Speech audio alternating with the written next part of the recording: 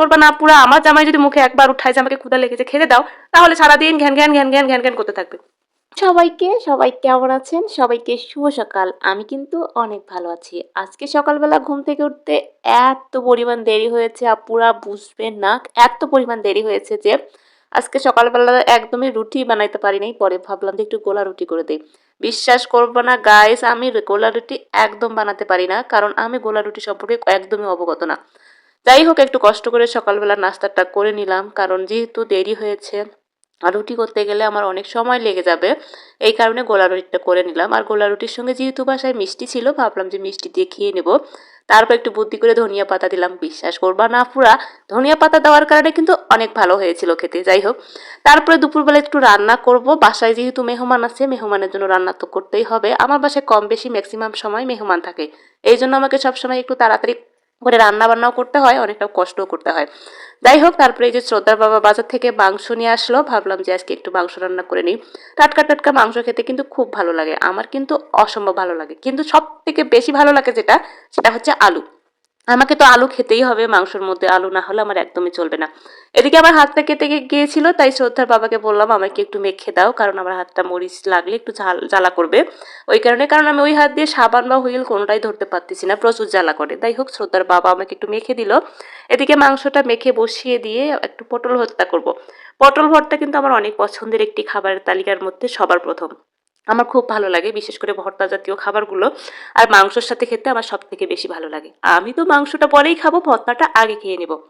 আমি কিন্তু পটল ভর্তা মূলত এভাবে ম্যাক্সিমাম সময় করে থাকি। আজকে পটল ভর্তাটা আমি একবারে ভেজে বেটে নেব, তারপর আর একদমই ভাজি করব না। আর এটাও কিন্তু খেতে খুব ভালো লাগে। আপনারা কে কে পটল ভর্তা খেতে পছন্দ করেন বলুন তো? আমার কিন্তু খুব ভালো লাগে। যারা পছন্দ করেন অবশ্যই কমেন্ট করে জানাবেন। পটল ভর্তাটা হয়ে গেছে, এবার একটু ভাবলাম সিম ভাজি করি। এই কয়েকটা সিম ফ্রিজের কোনায় পড়েছিল, কিন্তু একদমই খাওয়া হচ্ছিল না। ভাবলাম কয়েকটা আলু মিক্স করে ভাজি করে নেই, একটু পেঁয়াজ কাঁচামরিচ দিয়ে।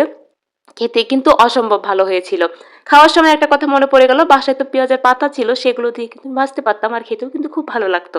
কি আর করার গাইজ, একদম মনে ছিল না। জামাইকে বললাম তুমি তো মনে করে দিবা, এদিকে আমার জামাই তো কখনো কিছু মনে করে দিবে না। কিন্তু খাওয়ার সময় বলে তুমি যদি এই জিনিসটা দিতা তাহলে আজকের রান্নাটা সব থেকে ভালো হতো। কিন্তু কি আর করার, যেটা দেয়নি সেটা তো খেতেই হবে।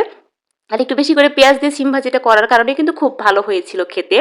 এদিকে আবার মাংসটা কষানো হয়ে গেছে, আর মাংসটাতে যেহেতু আমি সবকিছু বাটা মশলা ব্যবহার করি, আমি কিন্তু তরকারিতে ম্যাক্সিমাম সময় বাটা মশলাই খেয়ে থাকি, গুঁড়া খুব কমই খেয়ে থাকি। কারণ আমাকে গুঁড়া মশলা একদমই খেতে ইচ্ছা করে না। একটু পরিশ্রম করে রান্না করবো, সেটা টেস্ট ভালো হবে আর খেতেও খুব ভালো লাগবে। আমার কাছে এটাই মনে হয়।